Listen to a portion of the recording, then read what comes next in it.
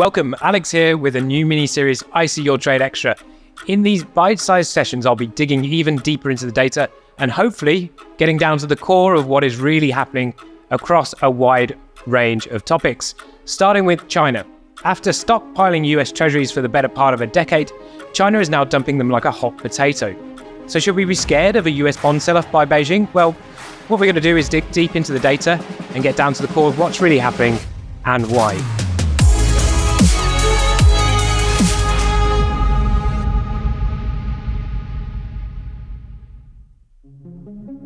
I See Your Trade is brought to you by IC Markets, a leading high-performance trading provider. Trade up to IC Markets.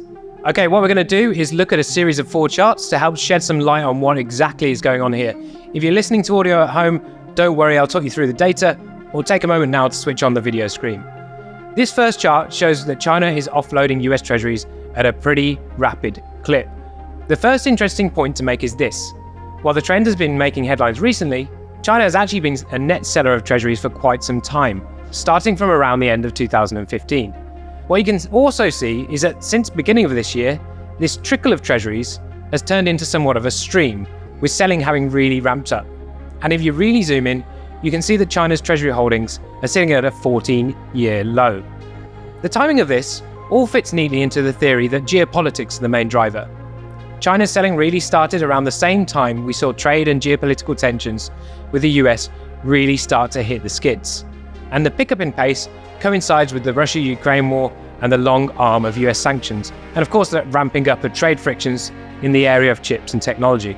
If you're China and you're worried about US dollar hegemony and its potential to be weaponized, why not reduce exposure to the assets and the currency of your main geopolitical rival? Another common theory is that perhaps it's all a bit of a self-fulfilling prophecy. China sells treasuries and then the rest of the world jumps on the bandwagon. This second chart here shows what the yield on the US 10-year treasuries is, which of course that moves inversely with their price.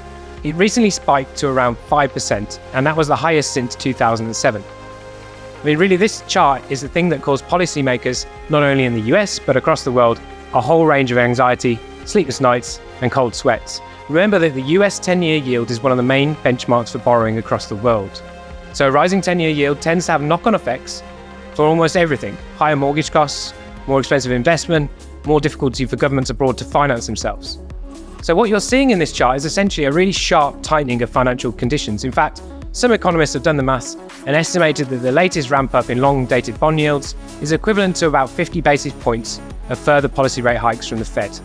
And if you want any more evidence that the world is completely upside down, it's here in this next chart. Pretty much everyone thought that China would never ever dump US Treasuries, precisely because it would send the yuan sky high, which would hurt Chinese exports and crash China's economy. But this sell-off appears to be coinciding with exactly the opposite. As you can see from this chart, even as China has sold treasuries, the yuan has been one of the weakest major Asian currencies against the dollar this year, having fallen to its lowest since 2007. Certainly, the tumbling yuan could be one of the reasons why China is choosing to sell US assets. It needs the cash. A proportion of those proceeds from selling an increasingly large slice of its massive treasury book could have gone to fund interventions to support the currency. Policymakers in China have obviously been concerned about the pace of depreciation and have likely looked to slow things down a bit. So what does this all mean? And what is actually happening? Well, the truth is probably a lot less dramatic than the media headlines would have you believe. It really comes down to the nitty-gritty of the data. And one of the most prominent experts on this topic is Brad Setzer of the Council of Foreign Relations.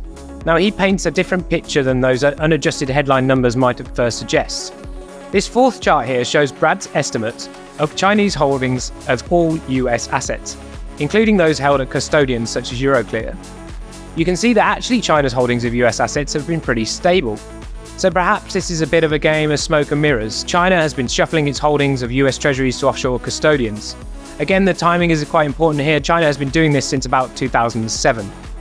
I don't think you can call it hiding money, but it's made the true picture a lot more opaque. So what do we make of all this? Well, for all the talk of decoupling, China still wants US assets. So yes, while you do need to look a little bit closer at the data, at least for now, global demand for US dollar assets remains alive and well. Thanks for tuning in to I See Your Trade Extra. I See Your Trade is brought to you by IC Markets, a leading high-performance trading provider. Trade up to IC Markets. Thanks again, and I look forward to seeing you next time.